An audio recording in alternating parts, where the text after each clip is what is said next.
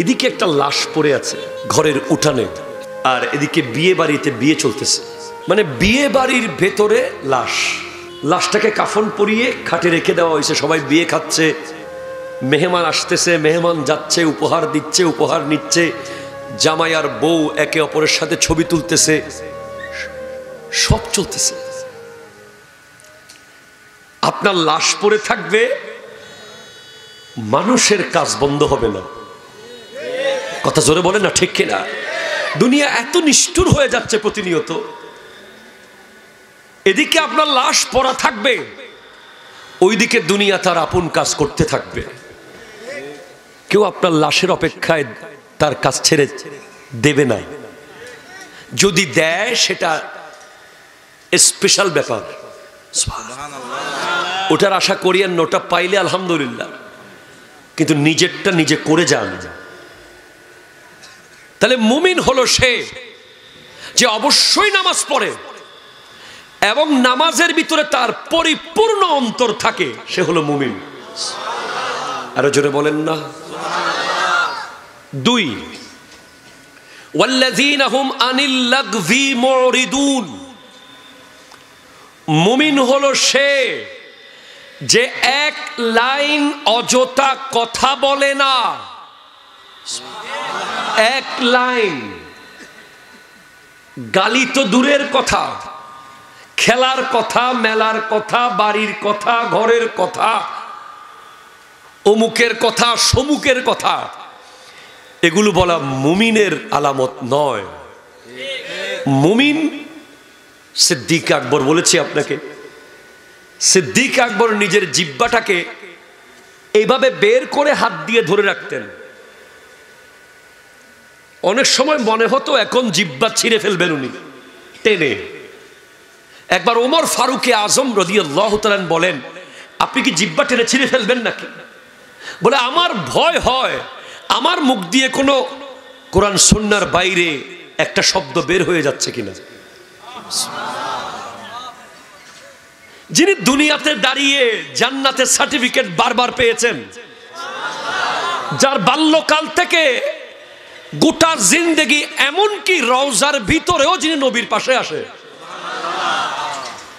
উনি যদি এক লাইন অযথা কথা না বলার চেষ্টায়, এক লাইন কোরআন সুন্নাহ বিরোধী কথা না বলার চেষ্টায় জিহ্বা টেনে ধরে রাখতে পারে হাত দিয়ে, আমাদের অবস্থান কোথায়?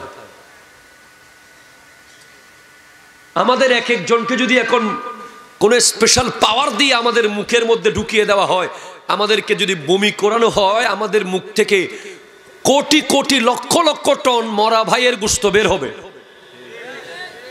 কথা কয় না? আমরা এত গীবত করি। আমাদের সকাল শুরু হয় গীবত দিয়ে, সন্ধ্যা শেষ হয় গীবত দিয়ে। আমাদের দুপুরের লাঞ্চে একটা আইটেম থাকে গীবত, রাতের ডিনারে একটা আইটেম থাকে গীবত। ভাতের লোকমা দিতে দিতে আমরা গীবত করতে থাকি। ওই তরফ ওয়াকিজি, ওই তরফ মাইফা ক্যাঙ্গুজি, ওই তরফ কি করে ফেলি, ওদের কি হয়ে গেছে, ওরা কি করে ফেলেছে। এজন্য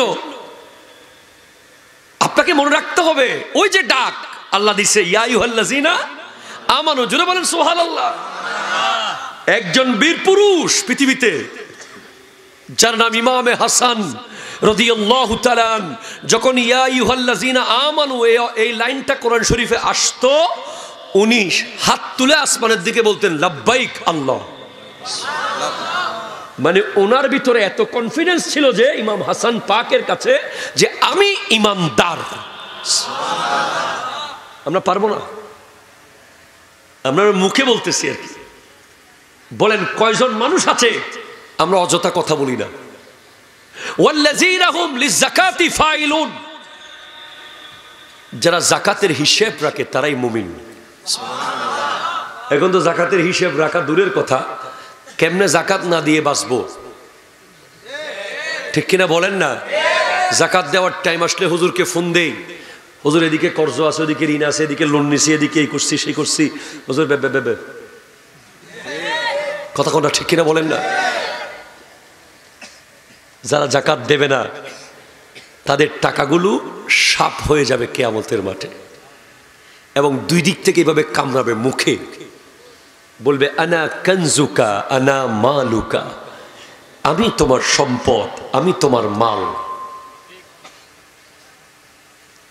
ওয়াল্লাযীনা হুম লিফুরুজিহিম হাফিজুন, মুমিন তারা যারা নিজের লজ্জাস্থানকে হেফাজত করে।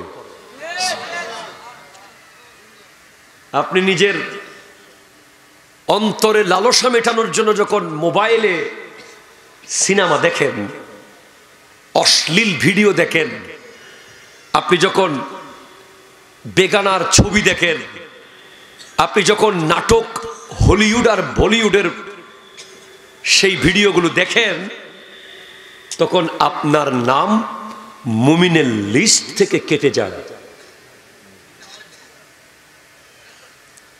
আপনি স্ক্রিনে, সামান্য একটা ছোট্ট মোবাইল ফোনের স্ক্রিনে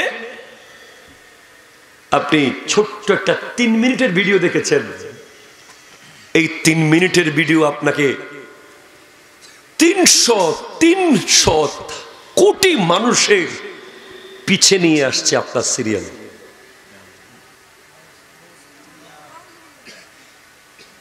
এটা বুঝতে হবে।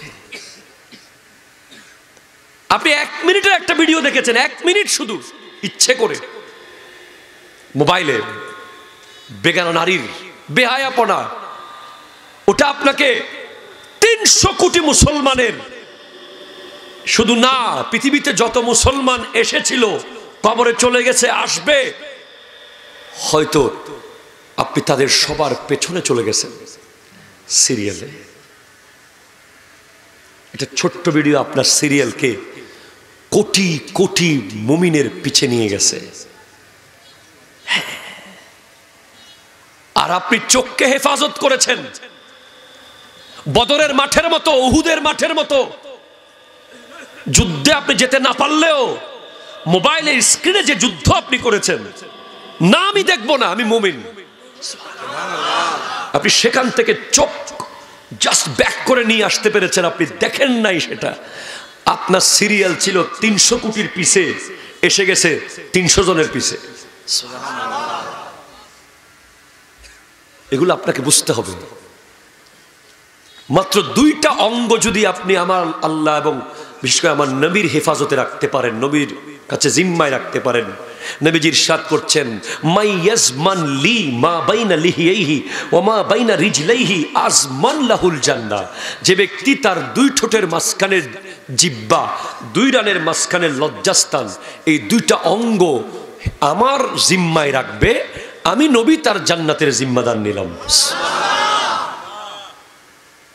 2টা অঙ্গ, শুধু শরীরের 2টা অঙ্গ, 2 ঠোঁটের মাঝখানে জিহ্বা, 2 রানের মাঝখানে লজ্জাস্থান।